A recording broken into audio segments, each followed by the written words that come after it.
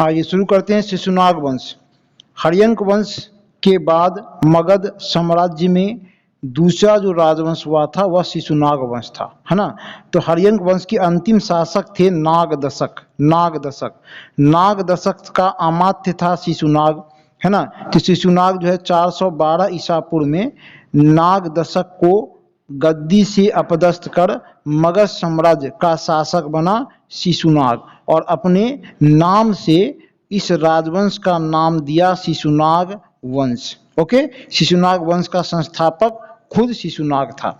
शिशुनाग ने अपनी राजधानी पाटलिपुत्र के स्थान पर वैशाली को बनाया था। मगध साम्राज्य की राजधानी पाटलिपुत्र के स्थान पर वैशाली बना था शिशुनाग के काल में।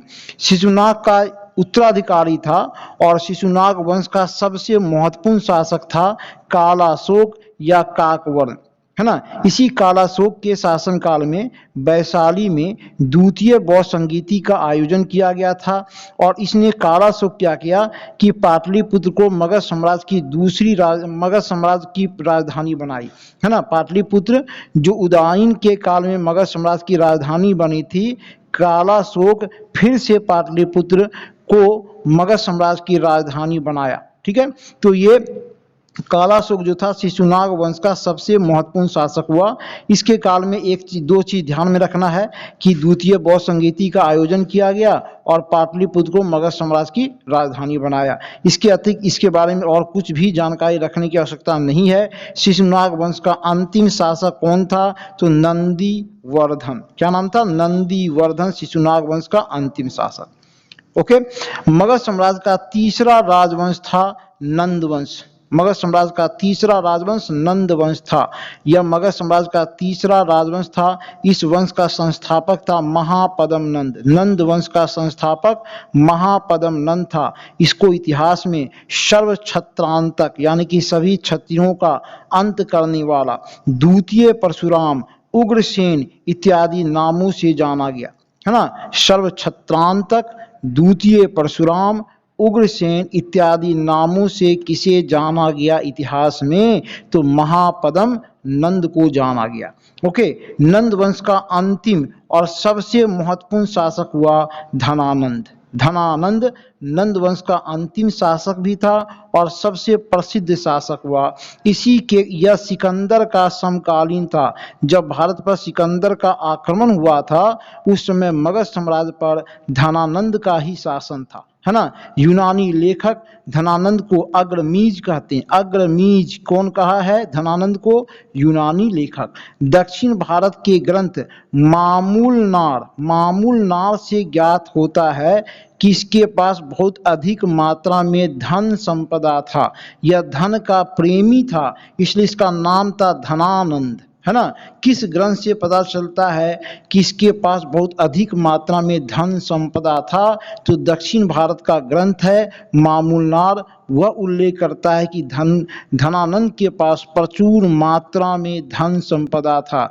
यह सिकंदर के समकालीन था। भारत पर जब सिकंदर का आक्रमण हुआ उस समय मगध साम्राज्य पर धनानंद का ही शासन था। 322 ईसा पूर्व में चंद्रगुप्त ने धनानंद की हत्या कर मौर्य वंश की नींव डाली, है ना। तो धनानंद जो है वह नंद वंश का दूसरा और अंतिम शासक साबित हुआ था। धनानंद के काल की सबसे महत्वपूर्ण घटना तो सिकंदर का आक्रमण। सिकंदर का आक्रमण भारत पर इसी के काल में हुआ था। सिकंदर कौन था? सिकंदर के बारे में हम लोग संक्षिप्त परिचय देख लें तो सिकंदर जो है वह भारत पर आक्रमण कब किया? तो 300 यहाँ पर गलत लिख दिया गया है, 1 मिनट, यहाँ पर थोड़ा सा मिस्टेक हो गया है ना। सिकंदर पर भारत पर आक्रमण 326 ईसा पूर्व में हुआ था। 326 ईसा पूर्व। इसको थोड़ा सा 1 मिनट इसको जो है हल्का सा डिलीट कर दिए ये, और यहाँ पर लिख देते हैं 326 BC में सिकंदर का भारत पर आक्रमण हुआ था। सिकंदर कहाँ का शासक था? तो मैसेडोनिया या मकदूनिया जो कि यूनान ग्रीस में पड़ता है वहाँ का शासक था। सिकंदर के पिता का नाम फिलिप द्वितीय था। सिकंदर के पिता का नाम फिलिप द्वितीय। सिकंदर के गुरु का नाम अरस्तु था। सिकंदर का सेनापति था सेल्यूकस निकेटर। क्या नाम था? सेल्यूकस निकेटर सिकंदर का सेनापति था। सिकंदर के आक्रमण के समय तक्षशिला का शासक था आम्भी। जब आम्भी पर सिकंदर आक्रमण कर रहा था तो सिकंदर के आक्रमण से भयभीत होकर तक्षशिला का राजा आम्भी आत्मसमर्पण कर दिया था।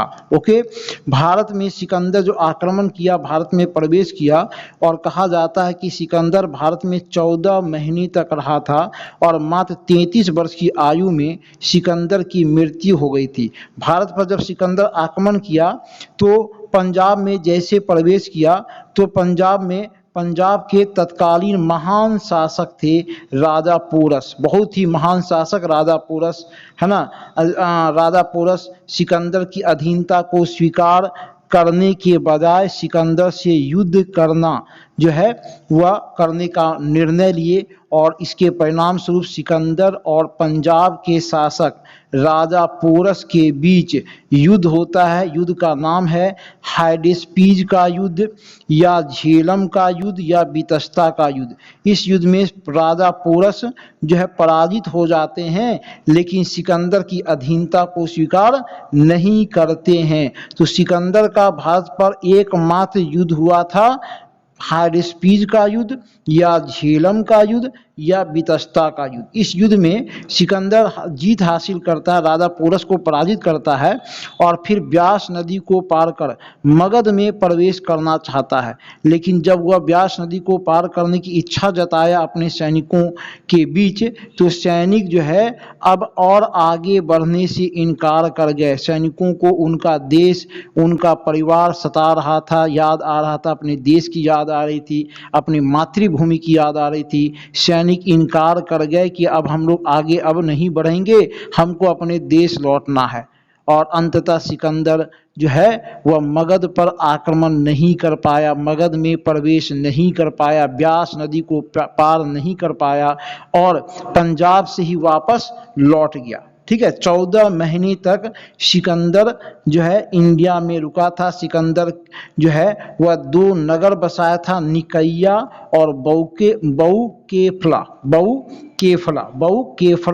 नामक 2 नगर बसाया था। बहुकेफला जो था वह सिकंदर के घोड़े का नाम था, तो अपने घोड़े के नाम से बहुकेफला नगर बसाया, और निकैया नामक नगर सिकंदर बसाया था। सिकंदर स्थल मार्ग से इंडिया आया था। 325 ईसा पूर्व में वह भारत से लौट गया। 325 ईसा पूर्व में भारत से लौट गया, और लौटा उसके अपने देश लौट गया, और मात्र 33 वर्ष की अवस्था में सिकंदर की मृत्यु हो गई थी। ये था सिकंदर महान, इसको कहा गया। यह पहला यूरोपियन था जो इंडिया आया था। इसके पहले कोई यूरोपियन इंडिया नहीं आया था। ये सिकंदर पहला यूरोपियन था जो इंडिया में प्रवेश किया था, ये सिकंदर। और 326 ईसा पूर्व में सिकंदर का आक्रमण भारत पर होता है।